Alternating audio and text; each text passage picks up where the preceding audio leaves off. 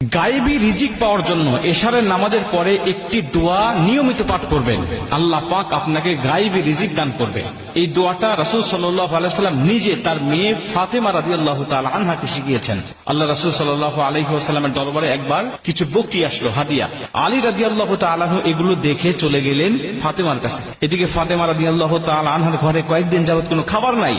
আলী রাদিয়াল্লাহু তাআলা আনহু বলছেন, ফাতেমা, আমি দেখে আসলাম তোমার বাবার দরবারে অনেক বকরি হাদিয়া এসেছে, যেহেতু আমাদের ঘরে কোনো খাবার নাই, তুমি একটু গিয়ে নবীজি সাল্লাল্লাহু আলাইহি ওয়াসাল্লামকে বলো একটা বকরি যেন আমাদেরকে দেয়, তাহলে আমরা অন্তত ছেলে সন্তান নিয়ে আমরা কয়েক বেলা খেতে পারবো। ফাতেমা রাদিয়াল্লাহু তাআলা আনহা বলেন, ঠিক আছে, তাই হবে।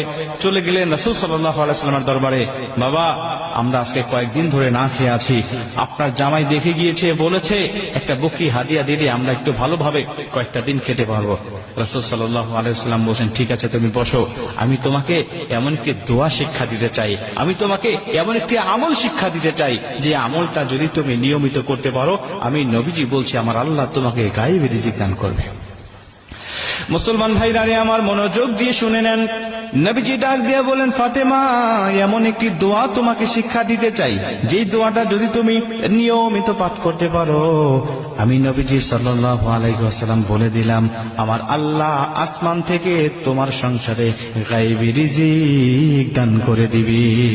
ফাতেমা, তুমি বলো, এখন তুমি বকরি নিবে নাকি এই দোয়াটা তুমি আমার কাছ থেকে শিখবে? ফাতেমা রাদিয়াল্লাহু তাআলা আনহা ডাক দিয়া বলেন, বাবা, ঠিক আছে, তাহলে আমি বকরি আপনার দরবার থেকে চাই না, কারণ একটা বকরি দিলে হয়তো বা একদিন দুই দিন আমরা খেতে পারবো, কিন্তু পরবর্তীতে আমরা কি খাবো বাবা? কিন্তু আল্লাহ যদি গায়েবী রিজিক আমাদের সংসারে দান করে, এটা তো অফুরন্ত হবে, কখনোই শেষ করতে পারবো না। বাবা, বকরি আপনার দরবার থেকে নিতে চাই না, ওই দোয়াটা শিক্ষা দেন, আমরা নিয়মিত আমল করে আল্লাহর গায়েবী রিজিকের অধিকারী হয়ে যাব। ওই দোয়াটা শিক্ষা দেন, বকরির দরকার হবে না, বকরি এখন লাগবে না, দোয়াটা শিক্ষা দেন, এটা নিয়ে চলে যাই। আপনার জামাই অপেক্ষারত অবস্থায় আছে, দোয়াটা তাকেও আমি শিখাবো, আমরা স্বামী স্ত্রী দুজনে মিলে আমল করে আল্লাহর দরবার থেকে আমরা রিজিক নিয়ে আসবো। ফাতেমা রাদিয়াল্লাহু তাআলা আনহাকে নবীজি ডাক দিয়া বলেন, ফাতেমা, শোনো, দোয়াটা হলো, আল্লাহুম্মা ইয়া আউয়ালাল আউয়ালিন ইয়া আখিরাল আখিরিন ইয়া যাল কুওয়াতিল মাতিন ইয়া রাহিমাল মাসাকিন ইয়া আরহামার রাহিমিন। এই দোয়াটা তোমরা নিয়মিত পাঠ করবা।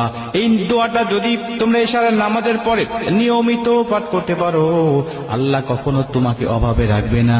সামান্য কাঁচামরিচ পেঁয়াজের জন্য হলেও মানুষের দরবারে তোমাকে ধন্না দিতে হবে না, তোমাকে মানুষের দরবারে ধন্না দিতে হবে না, আল্লাহ তোমাকে স্বয়ং সম্পূর্ণ করে দিবে। ফাতেমা রাদিয়াল্লাহু